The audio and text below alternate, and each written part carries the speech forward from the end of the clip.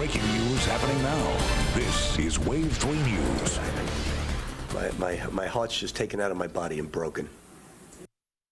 A tell-all book claiming a major sex scandal, escorts allegedly paid to have sex with players and recruits at the University of Louisville.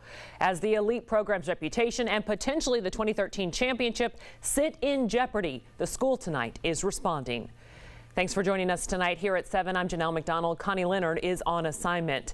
Yahoo Sports reporter Pat Forty broke the news on Twitter about a book set to come out claiming former point guard and director of basketball operations Andre McGee paid upward of $10,000 over 4 years to provide escorts to have sex with players and recruits. Forty says alleged escort Katina Powell will drop that bombshell book called Breaking Cardinal Rules, Basketball and the Escort Queen, containing hundreds of text messages between McGee and Powell, along with photos of players with escorts. Head coach Rick Pitino just addressed the media. To say I'm disheartened and disappointed would be probably the biggest understatement I've made since I've been a coach. It's mind-boggling to me how all of this can go on, and I read the statement that the publishing company put out, and it almost got me sick to my stomach in reading it. So my emotions are right now is my heart is really broken. Athletic Director Tom Jurich also answered questions by phone, including what the university did when learning of those allegations and at what level he is personally involved with recruiting visits. Well, you know, I'm the athletic director, so all the responsibility stays with me. But, you know, to say I live in the dorm, I can't tell you that I do that. You know, I don't have our coaches living in the dorm. I don't know a lot of those things that go on. The first response that we would have right off the bat was to get a hold of the NCAA, let them know what's going on, and hire Chuck Smart. Chuck is an incredible executive in this business who is probably the number one person in this country that does this kind of thing. And we said we want to know the facts. Wave 3 News reporter William Joy was at that news conferences with both Jurich and Pitino. William, it was a very subdued Rick Pitino. What is the response from the university? Yeah, again, these allegations all come from that new book written by the woman who allegedly paid or arranged for these services of escorts and dancers for players. Today, George, like you said, came out and he didn't actually deny the claims. He said they actually found out about them about a month ago from Indiana University. He said an assistant athletic director there contacted them to identify a photo, but after a brief email exchange, the Indiana person decided not to send the photo because it was, quote, not favorable. According to Yahoo Sports, the woman is Louisville resident Katina Powell. The book says she was paid more than $10,000 for the services and has hundreds of texts with Andre McGee, who was the director of basketball operations for the school till just last year. Neither Pitino nor Jurich actually came out and denied the claims, but they did say they were shocked, and Pitino said he was heartbroken. There's not a whole lot I could say. I tried to, when I found out a month ago, I tried to investigate a little bit on my own. I was immediately shut down by our compliance department and told not to speak to Andre, not to speak to anyone regarding this. And so I was completely shut down and just sitting there, not sleeping basically over this whole matter. Pitino referenced it a little bit there. They have hired a compliance officer as part of this investigation. When I asked George how that investigation is going, he said they've made significant progress. He also said these dorms where these activities allegedly occurred do have video cameras in them. Another interesting part of this, he was asked if he thought Indiana University turned them in. He simply said no comment. Reporting live at the University of Louisville, William Joy, Wave 3 News. All right, thank you, William. And late response from IU tonight. Sports Illustrated reporting that Tom Crean says tonight any assertion that our basketball program had anything to do with the situation at Louisville is flat out wrong. This is all developing still tonight. Scott Cox, who is the attorney for Andre McGee, is expected to have a news conference within the next hour. Connie Leonard is there, and we will update this throughout the evening, both on wave3.com and here on Wave 3 News. Now to another huge story tonight, the weather. Plenty of people heading out to the Trinity St. X rivalry game at Papa John's Cardinals Stadium. Chief Meteorologist Kevin Harned joins us now. Kevin, so many many rain boots and rain jackets out there. You're going to need it if you're headed out. You can see our live view from atop Papa John's Cardinal Stadium, looking down at some of the tailgaters. They've got the tents up. They're on the Cardinal Express as well. Most of them inside the cabooses there. It is wet and it is cool. Temperature at 54 right now, low to mid 50s that surround us. We're going to wind up seeing this rain continue to push across the area. One thing to notice, to our south, it becomes a little more spotty, and that eventually will be up in here, but a couple more hours away. So we're probably looking at 9, 10 o'clock before we start to fade the rain chance down. 100% chance now until about 9 o'clock. We'll start to drop it off. 11 o'clock, 40% chance. You get the idea. If you're headed out, take the umbrella or the rain boots. You're going to need them both. Temperatures will be on the cool side, holding in the low 50s through that time. We have a pretty wet start to the weekend, Janelle, and a cool start too, but it gets better. I'll have the Saturday, Sunday forecast for you coming up in just a couple minutes. All right. Thank you, Kevin. A little chilly and very damp out there for any tailgaters. It is St. X Trinity week, and no doubt the rivalry is our touchdown Friday night game of the week. That's where we find Wave 3 Sports Director Kent Taylor live, and you look like you're undercover there, Kent.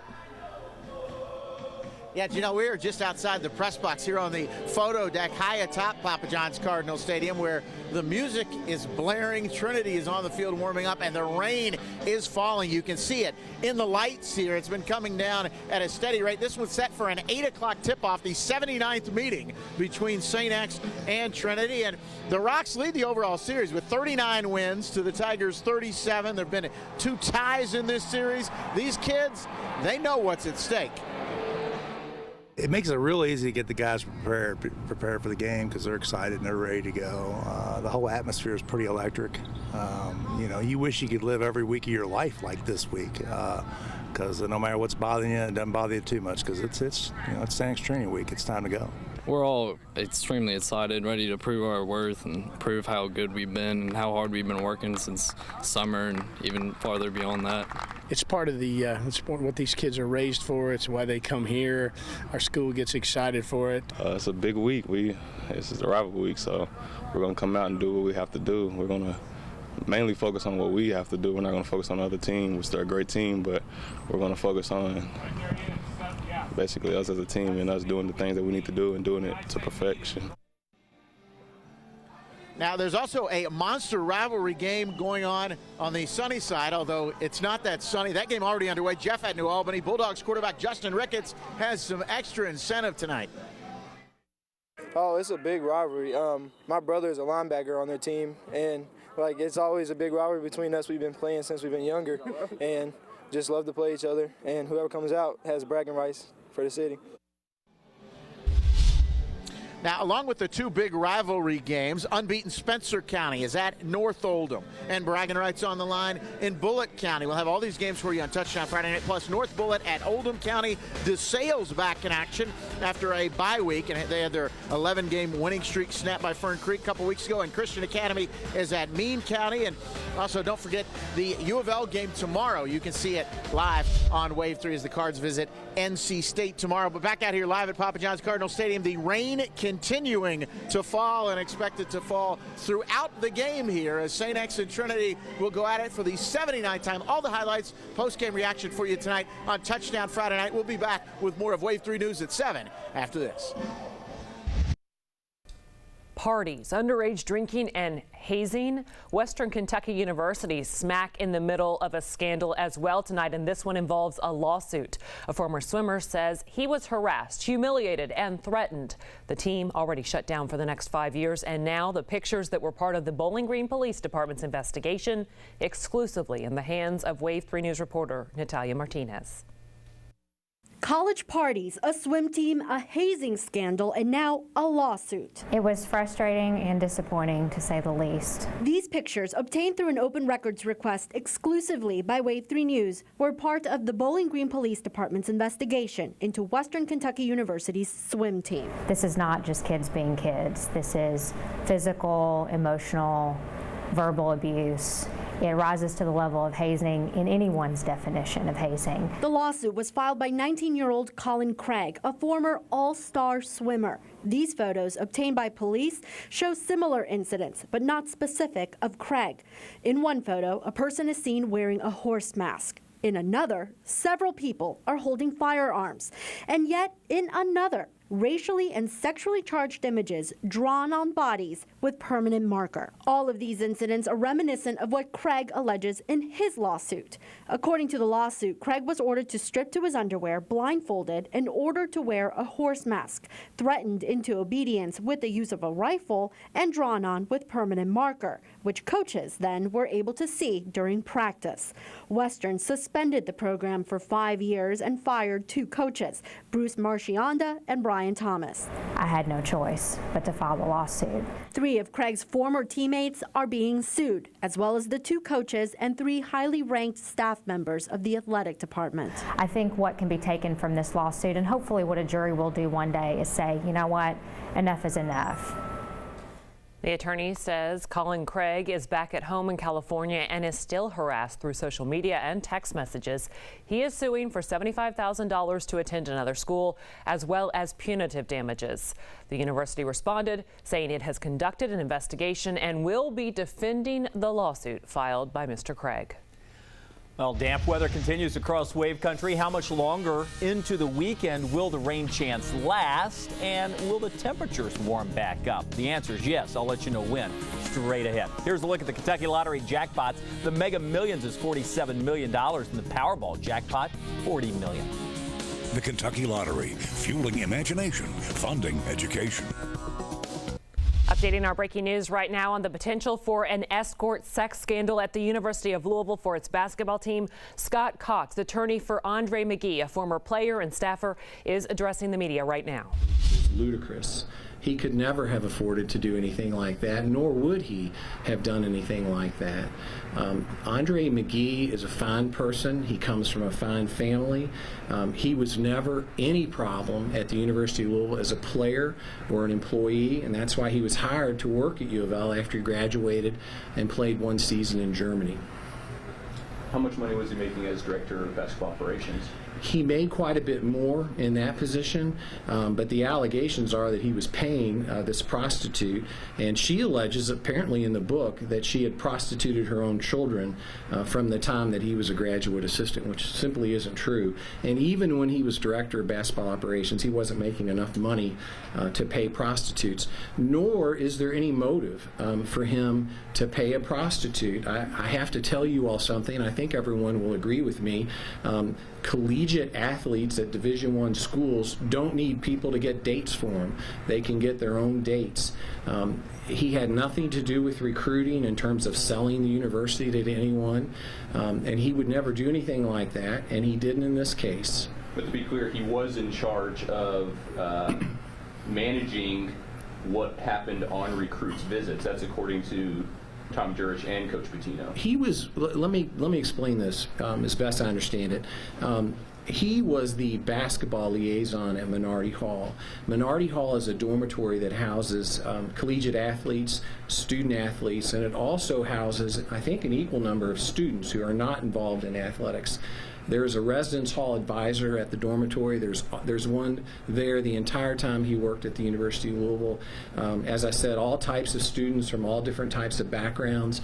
There are people coming and going in that dormitory at all times of the day and night, and that we haven't located a single witness to corroborate the allegations in this book, these salacious allegations that are being spread by a prostitute, and again, a lady who allegedly will prostitute her own children. And my definition of a prostitute has always been someone who will do or say anything for money, and that's exactly what we have here. Apparently, she's a self-admitted whore, and that's who we're dealing with. Does your client know anybody by the name of Katina Powell? My client does know her. And he has never asked her to have a sexual relationship with a player or recruit ever. In what way do they know each other? He did not know her super well. She's not someone that he saw on a regular basis. She's someone who introduced herself to him because he was an athlete at the University of Louisville. Was that during his time while he was a player here? I believe he met her even when he was a player. Was he dating her, Scott? No. Okay. How can you tell us? I will tell you that I think she's 42 years old now. He's 28. Mm-hmm. She's quite a bit older than he is. And he viewed her as someone who was a big fan of the basketball program, in particular a fan of his. The AP is reporting that he was just placed on leave from Missouri. Have you heard anything about that, or just what kind of effect that might have on him? I have talked to him, and he's talking to the head coach there and the athletic director and the compliance people at that university. What is his role at UMKC? He's an assistant coach there. This is his first position where he's been an actual assistant. So you said that he is familiar with her. Does that mean that there's somebody else affiliated at all with UofL that may have introduced him to her, or how did he come in? I'm not going to get into exactly how they met, but there was certainly nothing nefarious there or inappropriate in any way. Did he know that she was a prostitute? No, he did not. Scott, can you talk about the investigation at all? I've heard that Andre has had 2 lie detector tests that he has successfully passed. Is that true? I'm not going to comment on that. I can tell you that all the evidence that we've looked at supports his version of events, which is that he never paid her or anyone else to have sex with a player or a recruit. Tom George said the university was contacted by Indiana University, not by the booster who owns this business journal. Is Indiana University behind any of this? Have you heard any allegations to suggest that? No, I don't know. The only thing I know about how this prostitute found this publishing house is what they published online in their newspaper, which is they said that she just got on the internet and searched around until she could find someone who would publish it. Okay. So you haven't heard any allegations to that about IU being involved? No. As a former recruit? Okay. No. What do you know about Powell, this book? Just what you're hearing from reports? What can you tell us? Well, I know that the newspaper, I guess the Indiana Business Journal, which is kind of the equivalent of Business First here in Louisville. I think every decent-sized city has a business journal that's published weekly. And the gentleman who owns that newspaper also owns kind of a little publishing arm. And they published an article announcing the book was going to be published soon. It's kind of like deja vu, in your office again, involved with the UofL sports in some regard. Regardless of the outcome, can you just talk a little bit about what these kind of cases do to someone's mental? You know, McGee's not here speaking for him. What it does to his mental, what it does to their credibility. Can you speak on that? Well, he's 28 years old. He's a fine person. He's someone who's earned a master's degree at the University of Louisville. He's someone who hoped to have a long, successful career in coaching. He's a people person. He's someone who everyone loved. The fans here in Louisville loved him. I think still love him. And, you know, I think if you read that article, you'll see that the owner of this publishing house, who's behind publishing this along with this lady, Miss Powell, he said, well, we've hired a lawyer, and we've had a lawyer read all of it to make sure we're not defaming anyone. I can assure you we'll do the same thing. Can't wait to get my hands on it. We're going to read every word, every sentence, every paragraph. If there's anything in there, which I assume there will be, that's defamatory, we are so excited to get this in front of a Louisville jury and let them decide if this prostitute's telling the truth or if Andre McGee's telling the truth. But there's no official criminal charges right now. No one has been charged criminally. I can tell you it was interesting to read that article that was published by this Indiana Business Journal because they talked about, I think, you know, trying to look out for her and take care of her and so forth. And I guess even though he's an owner, the person who owns this journal and this publishing house, I guess he forgot to tell her that admitting something like that is potentially a felony in Kentucky. It's promoting prostitution. People go to prison for that. So I guess he neglected to tell her that when he was looking out for her best interest. Have you been in touch at all with the NCAA or Chuck Smart about the investigation they're using or they're going through? Let me answer that this way. Andre McGee has cooperated at every stage of this investigation. And he loves the University of Louisville and I think would do anything they ask him to do in terms of cooperation. Do you have any reason to believe that this woman would, or why this woman would make what you say are false claims against your client? She's a whore. She's interested in making money. She said in the press release basically that it was for altruistic reasons. She was trying to clean up recruiting. It was laughable. She's interested in making money, and the publisher of this book's interested in making money. But why target your client? because he knew her, unfortunately. He knew her. And that's all I can really tell you about their relationship now, but I think the rest will come out.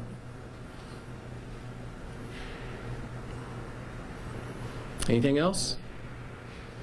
So what goes from here is you get your hands on that book whenever it's released in the next couple of days, go over it? We'll be working with our client. We'll be working with our investigators. Obviously, we think probably the university's investigation, the NCAA's investigation will eventually become public. And we'll be advising Coach McGee about his legal rights moving forward. You've been listening to Scott Cox. He's the attorney for former player and staffer at UofL, Andre McGee, about these allegations in the book called Breaking Cardinal Rules, Basketball and the Escort Queen, which alleges that escorts were paid to have sex with both UofL players and recruits. Now, we do know this tonight. The AP is reporting accused staffer Andre McGee, now an assistant coach at the University of Missouri, Kansas City, that he has been put on leave in light of this escort allegation and these cases. We'll continue to have much more on wave3.com and, of course, here on Wave 3 News, and we will be right back.